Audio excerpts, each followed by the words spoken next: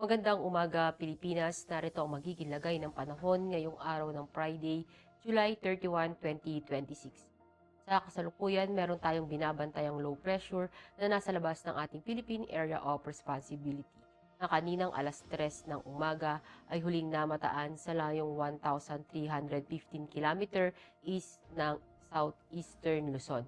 At ang nasabi pong low pressure sa ngayon ay mababa naman po ang tsansa na maging ganap na isang bagyo sa loob ng 24 oras. At ito po ay inaasahang papasok ng ating Philippine Area of Responsibility ngayong araw o bukas. At para sa ating general area forecast, asahan natin ang Luzon ay makakaranas ng bahagyang maulap hanggang maulap na kalangitan na may mga pulupulong pag-ulan, pagkulog at pagkidlat. At dahil naman sa tarap nitong LPA, asahan natin dito sa may Visayas, maging dito sa Northern Mindanao, sa Caraga, sa may Davao Region, sa Masbate, sa Sarangani at South Cotabato ang maulap na kalangitan na may mga kalat-kalat na pag-ulan, pagkulog at pagkidlat. At ay ibang nalalabing bahagi naman ng Mindanao, asahan naman natin yung bahagyang maulap hanggang maulap na kalangitan, may mga pulupulong pag-ulan, pagkulog at pagkidlat.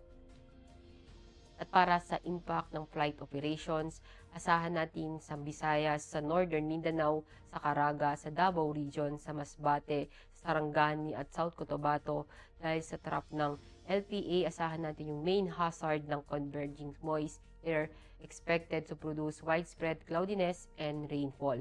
Impact nito sa rotary, yung reduced visibility and light to moderate turbulence may restrict low-level flight operations. Sa peak swing naman po, asahan natin yung IFR condition are expected during approach and descent.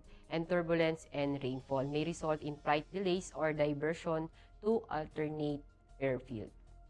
At dahil naman sa localized thunderstorm, asahan naman natin sa Metro Manila at ibang nalalabing bahagi ng bansa yung afternoon convective development may reduce gas front and heavy rainfall. Yung impact nito sa rotary ay downburst strong wind gusts and reduced visibility o significant hazard to flight operations. Avoid flight in or near cumulonimbus activity. Sa peak swing naman po, severe turbulence and wind shear are likely during arrivals and departure phases. Aircraft may experience po yung delay or require diversion to alternate airfields. At para sa ating astronomical information, ang araw ay sumikat kaninang 5:39 ng umaga at lulubog mamayang 6:26 ng hapon. Para sa ating moon illumination, meron tayong 96% decreasing. At para manatiling updated sa lagay at taya ng panahon, i-follow lamang ang Air Force Weather Center sa aming mga social media accounts. At yan lamang ang latest update natin sa weather sa ngalan ng aming commanding officer na si Colonel Hermelino T. Calubiran Jr. POP GSC.